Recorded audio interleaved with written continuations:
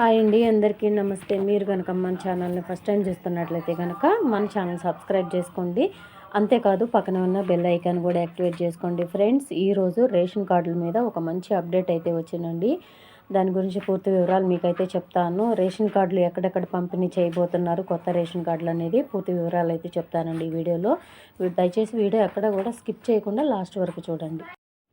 ఇదిగోండి, దానికి సంబంధించిన పూర్తి వివరాలు అయితే ఇక్కడ ఇచ్చారు. రంగారెడ్డి జిల్లాలో 24,000, వికారాబాద్ జిల్లాలో 22,000, నాగర్ కర్నూల్లో 15,000, గద్వాల, మహబూబ్ నగర్ జిల్లాల్లో కలిపి 13,000, నారాయణపేట జిల్లాలో 12,000, మేడ్చల్, వనపర్తి జిల్లాలకు సంబంధించి 6,000, హైదరాబాదులో 280.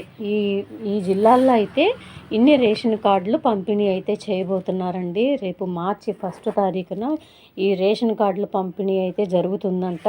ఇవి ఎలక్షన్ కోడ్ లేని జిల్లాలండి. మిగతా అన్ని జిల్లాలకైతే ఎలక్షన్ కోడ్ వర్తిస్తుందంట.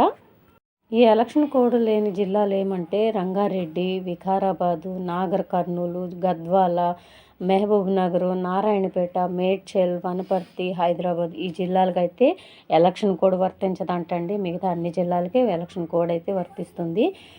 ఇప్పుడు నేను చెప్పిన ఈ జిల్లాలన్నిటికీ కూడా ఎలక్షన్ కోడ్ లేని జిల్లాలన్నిటికీ కూడా మార్చి 1 తారీఖున 1,00,000 రేషన్ కార్డులు, వీటన్నిటికీ కలిపి 1,00,000 రేషన్ కార్డులు అయితే పంపిణీ చేయబోతున్నారు, కొత్త రేషన్ కార్డ్స్. ఈ రేషన్ కార్డ్స్ ఇస్తున్నారని మనకు ఎలా తెలుస్తుందంటే వార్డు సభలు పెడతారు, గ్రామ సభలు పెడతారండి. అట్లా ఆ గ్రామ వార్డు సభలు పెట్టి ఈ రేషన్ కార్డ్స్ పంపిణీ చేస్తారు. మీకైతే కబురు వస్తుంది కంపల్సరీగా.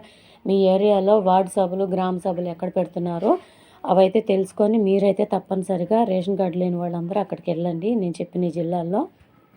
సో ఇదండి ఈరోజు వీడియో కనుక నచ్చినట్లయితే మీ ఫ్రెండ్స్లో, ఫ్యామిలీ మెంబర్స్లో రేషన్ కార్డుల కోసం పాపం ఎదురు చూసేవాళ్ళు చాలామంది ఉంటారండి.